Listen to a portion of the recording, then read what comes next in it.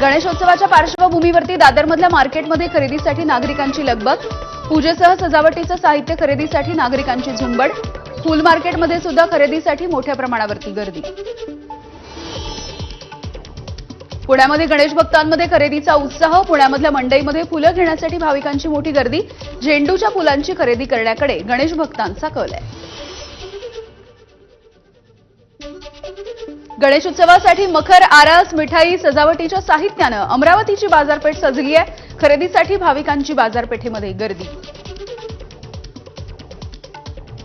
गणेशोत्सवासाठी रायगडच्या बाजारपेठा सुद्धा सजल्या आहेत। दुकानांमध्ये आकर्षक आणि नाविन्यपूर्ण वस्तू दाखल। मखर बांधण्यासाठी लागणारी करवंटी, कवंडल आणि इतर वस्तू सुद्धा या ठिकाणी दाखल झाल्या आहेत। सिंधुदुर्गच्या सावंतवाडीमधील सालई वाड्याच्या राजाचं मोठ्या जल्लोषात आगमन। वाद्याच्या गजरासह नाचत गात आणि फटाक्यांच्या आतिषबाजी करत या गणरायाचं आगमन झालंय।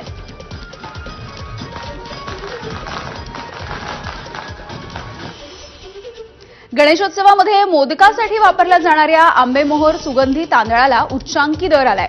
किरकोळ बाजारामध्ये आंबेमोहोर तांदूळ 200 रुपये किलोपर्यंत गेलाय, तर घाऊक बाजारामध्ये 170 ते 180 रुपये किलो इतका दर आहे। गणपतीच्या निमित्तानं गावाला जाण्यासाठी कोकणकरांचा ट्रेनमध्ये मिळेल त्या जागेवरती बसून प्रवास। ट्रेनमध्ये कोकणकरांची मोठ्या प्रमाणावरती गर्दी।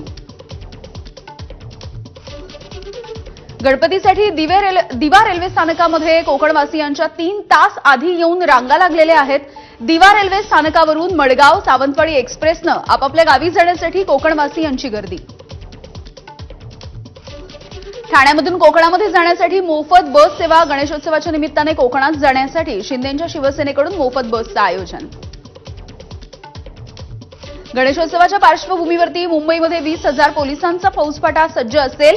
संवेदनशील ठिकाणांवरती सीसीटीव्ही, ड्रोनच्या माध्यमातून पोलिसांचा वॉच असेल। भाविकांच्या गर्दीमध्ये साध्या गणवेशामधील पोलीस हे लक्ष ठेवणार।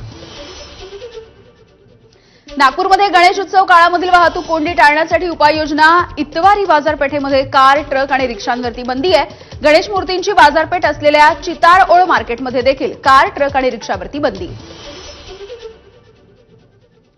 सांगलीमध्ये गणरायाच्या आगमन आणि विसर्जनाच्या मार्गावरती खड्ड्यांचं साम्राज्य। महानगरपालिका आयुक्तांच्या सूचनेनुसार बांधकाम विभागाकडून खड्डे बुजवण्याचं काम सध्या युद्धपातळीवरती सुरू आहे।